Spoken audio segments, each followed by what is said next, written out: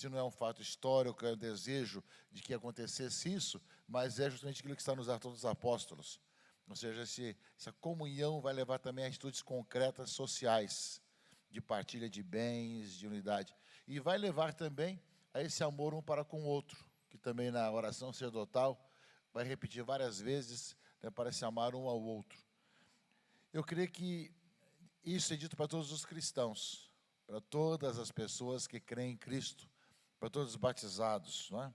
Ou seja, que todos sejam um, como tu, Pai, estás em mim e eu em ti, que eles estejam em nós, a fim de que o mundo creia que tu me enviaste. É algo que está não só para os padres, não só para os seminaristas, mas está para todas as pessoas. Então não é apenas uma coisa exclusiva para nós. Se isso é para todo o povo de Deus, a comunhão, a unidade, aqueles que vão crer em Jesus Cristo e ver essa comunhão da Trindade, com a Trindade, né, nossa vida está escondida com Cristo em Deus, vai lembrar Paulo também, nós somos chamados justamente a ver que isso para que o mundo acredite quem é Jesus e se encontre com Jesus. Significa que o contrário disso atrapalha. Quando nós vivemos a desunião, vivemos a divergência e a separação. Daí vem todo aquele movimento ecumênico, que no Concílio Vaticano II se instaurou ainda muito mais. Ou seja, a procura da unidade entre os cristãos, todos que creem em Cristo. É outro aspecto que a igreja persegue e é aberta, onde vivendo a nossa própria identidade, sem perder a nossa identidade católica, com nossa história, com nossa vida, também ter toda essa dimensão de olhar os irmãos, né, quem crê em Cristo de outras maneiras, rezam de outras maneiras, tem outras tradições, né, e justamente esse aspecto todo deve nos fazer pensar um pouco nisso. É claro que nós sabemos que existem os fanatismos. Agora mesmo, estamos na plena trezena de São Sebastião, no Rio. Hoje fiz uma exceção de vir aqui para celebrar com vocês os 50 anos da Renovação Carismática aqui no Brasil, para poder estar junto, mas visitando alguns doentes, visitando alguns hospitais, a gente vê assim, quando a gente logo vê quem é cristão, mas não é bem daqueles que buscam a comunhão. A gente chega, logo vira o rosto, cobre a cabeça para dizer que estão dormindo, etc. Mas que não tem medo dos católicos, coisas assim. Existe também isso. Mas o movimento ecumênico, mesmo que tenha essas dificuldades, vai prosseguindo, deve prosseguir sempre, né, de tal maneira que nós não podemos deixar de prosseguir, mesmo com, às vezes, as dificuldades que existem. Ora, se existe um movimento ecumênico, dessa preocupação com a unidade dos cristãos. Durante a época do Natal, eu pude ver assim a beleza, né, também da Igreja Oriental Ortodoxa, quando fui cumprimentar pelo Natal os irmãos da Igreja Antioquena e depois da Igreja Russa também, né? Ou seja, sabe, a experiência que tem, a busca justamente de buscar do Senhor, e mesmo com poucas pessoas, me impressionou o sacerdote russo da Igreja Ortodoxa, que tem apenas 10 fiéis, então persevera ali, um jovem em tudo, persevera nas celebrações, essas são longas celebrações da Igreja Oriental. Então, essa busca de olhar o outro, olhar os nossos irmãos cristãos, para podermos caminhar, se não na mesma maneira de celebrar e de ser, mas que muitas barreiras sejam diluídas. Se isso acontece com o movimento ecumênico, essa preocupação ecumênica, muito mais deve nos preocupar também na Igreja Católica, de nossa Igreja Católica também viver essa procura da comunhão entre nós, que todos sejam um para que o mundo creia. E nós sabemos que isso nem sempre acontece. Sabemos que a maneira de nós nos apresentarmos, o modo de fazermos as coisas, tem levado a muitas divisões entre nós, a muitas separações entre nós, muitos rancores entre as pessoas, assim, de movimentos, de pastorais, de grupos, os mais diversos, e mesmo dentro da própria paróquia. Muitas vezes, a pessoa não cresceu o suficiente para poder valorizar o outro, poder estar em comunhão com o outro, mesmo que não esteja mais naquele serviço, naquela missão. Ora, caríssimos seminaristas e padres, se nós temos um movimento ecumênico que procura estar rezando pela unidade e nos reunindo, rezando pela unidade dos cristãos. Se nós somos chamados a fazer com que as nossas dioceses, nossas paróquias, o nosso povo viva essa comunhão no meio da diversidade de carismas, e nós temos a porção de carismas, o exemplo deve partir de cima, partir daqueles que estão a serviço de todos eles, que são sacerdotes. Vocês que são seminaristas, estão se preparando para a ordenação presbiteral, estão caminhando para isso, são chamados justamente a ter no coração, desde já, essa procura da comunhão e da unidade. E essa procura da comunhão e da unidade não é só entre a nós que temos aí a mesma espiritualidade, que de uma certa forma é até um pouco mais fácil, aparentemente, falando a mesma língua, os mesmos gestos, a mesma espiritualidade, a mesma história, mas também com outros grupos também. Nós agora, com o advento da internet, das mídias digitais, aquilo que de uma certa forma já existia de divisões, separações, de discussões, que vivia mais ou menos em âmbito mais fechado, hoje se escancara para o mundo.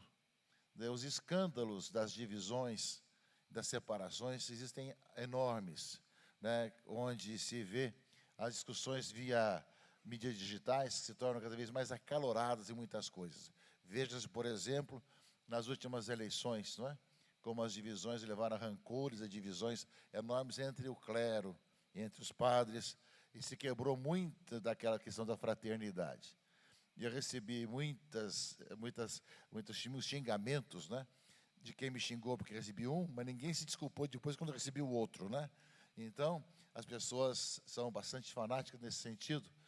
Então, nesse sentido, nós vemos todas as dificuldades dessas divisões. E como é que nós vamos fazer para evangelizar, para que o mundo creia que tu me enviaste, ó Pai, que todos sejam um? Unidade não significa uniformidade. Nem todos serão carismáticos, nem todos serão da apostolado da oração, nem todos serão legionários. Verá sempre essa diversidade na igreja, que é uma diversidade que é riqueza, nessa diversidade na igreja toda. Mas, ao mesmo tempo, nessa comunhão que deve nos unir, valorizando o carisma um do outro, valorizando os dons do outro, valorizando o que cada um traz consigo. Então, nesse sentido, acho que deve partir desde já da nossa vida essa pergunta, justamente. Eu vivo dentro da igreja, chamado a ser cada vez mais católico, que vive sua identidade católica, com as tradições católicas. Temos um carisma que me alimenta na minha vida espiritual, na minha vida de conversão, na minha caminhada, mas, ao mesmo tempo, como é que eu vivo essa comunhão como igreja? Com quem não pensa igual na questão, muitas vezes, ideológica, com quem não pensa igual nas questões da mesma espiritualidade, como é que quem tem outras maneiras de pensar em várias situações.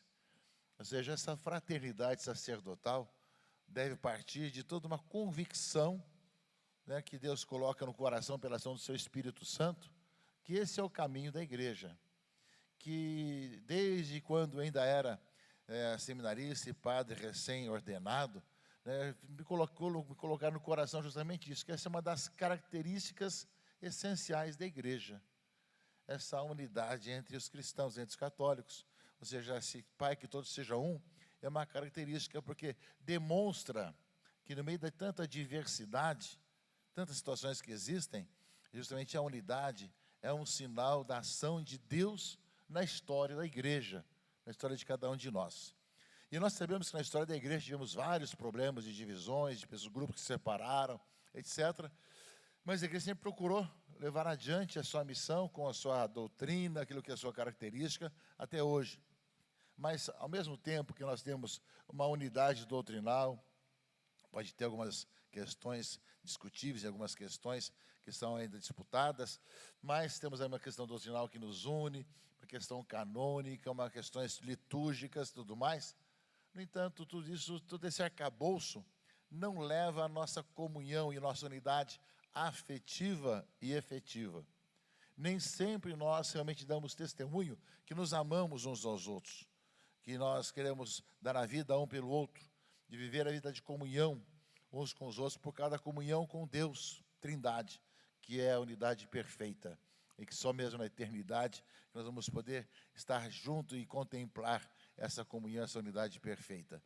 mas que nós somos chamados, quanto mais mergulhados com a nossa vida em Deus, mais também viver essa comunhão com Deus, consequentemente também com os irmãos. Partimos da comunhão da Trindade, da comunhão com Deus, para que nós possamos também buscar, cada dia, essa comunhão com os irmãos e irmãs.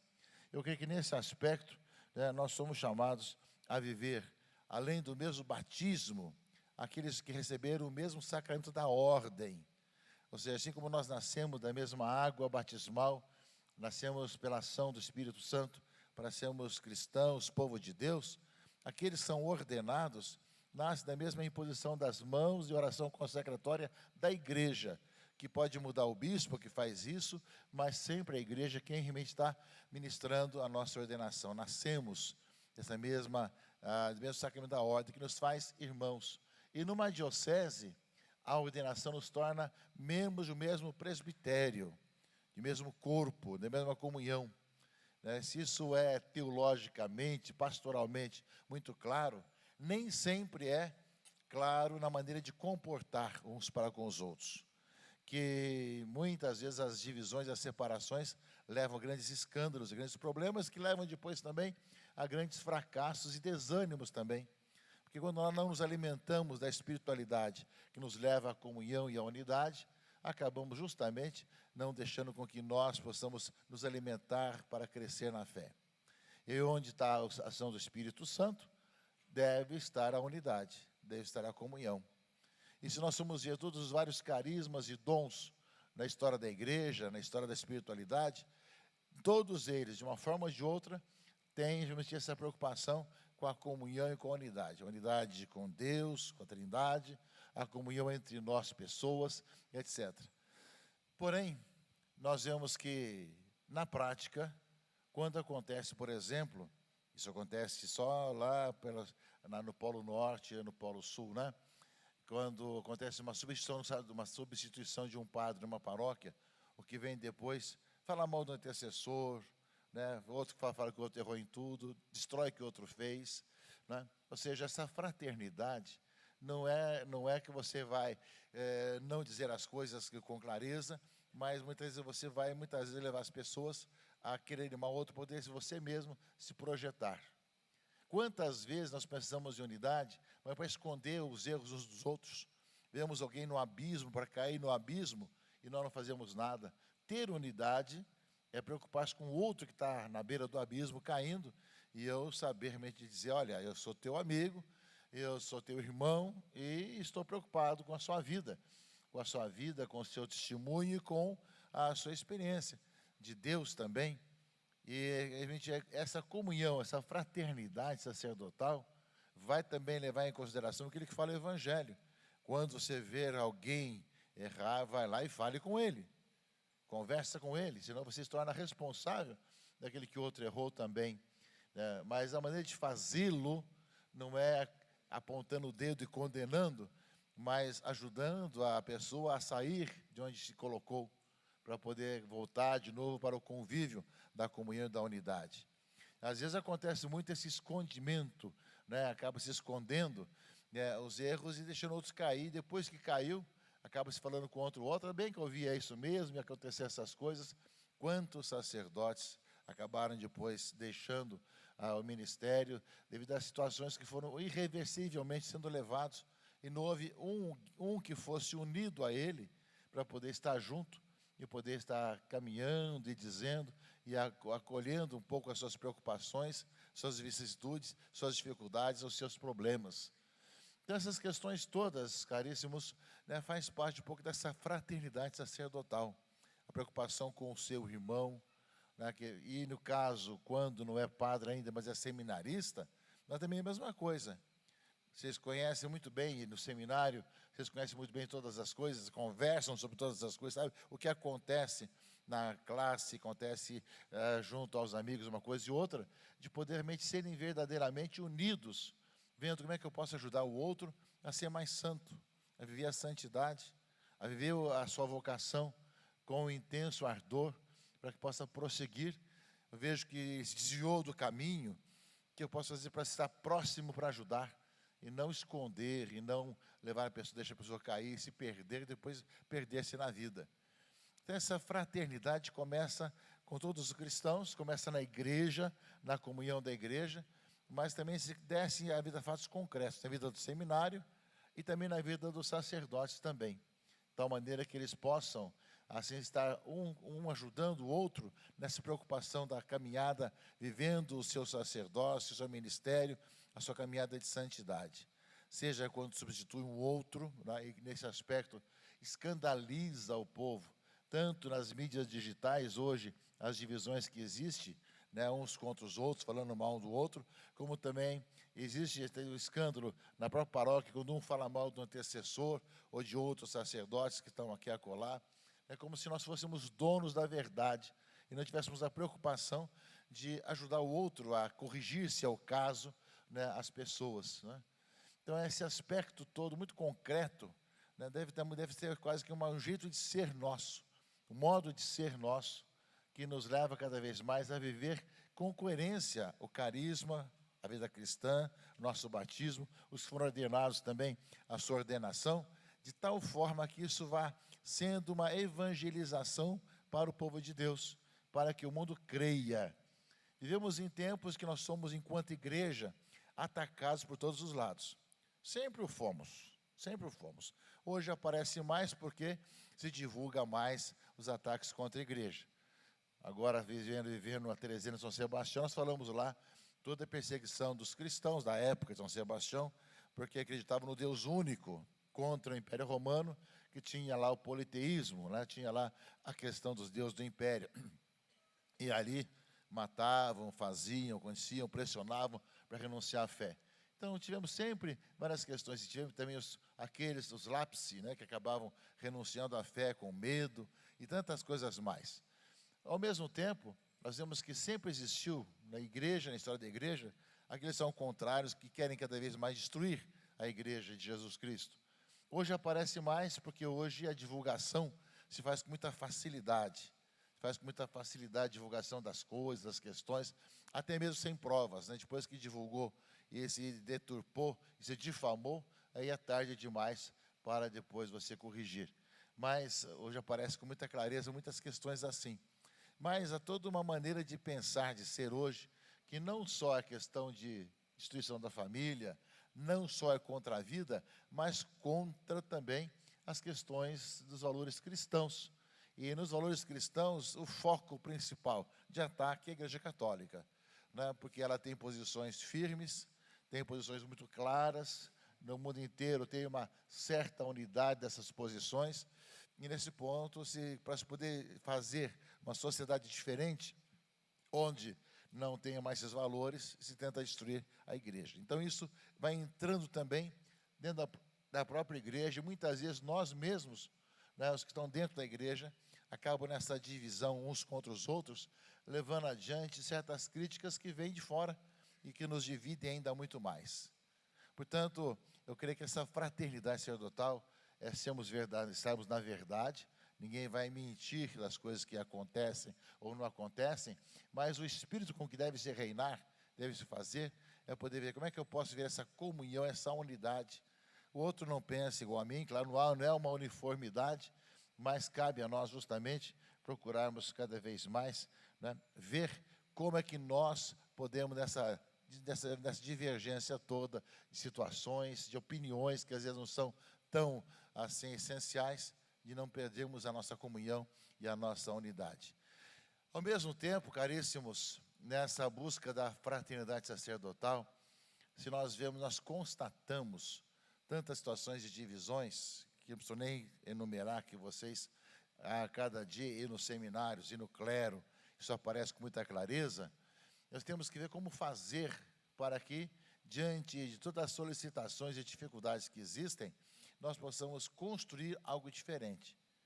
Eu disse já no início que isso se constrói com a própria vida, com a própria convicção da própria vida, com a própria existência de cada um, com aquilo que cada um vai tendo de amor a Cristo, amor à igreja, deixar-se conduzir pelo Espírito Santo, para que se possa cada vez mais assim viver essa comunhão, não é?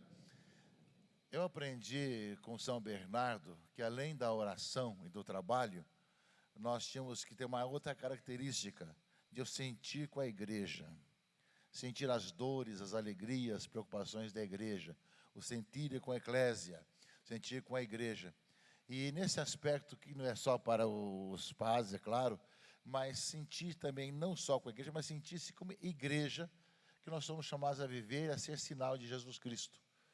E nesse aspecto, quanto mais as preocupações da igreja, que é chamada a evangelizar esse mundo que está aí.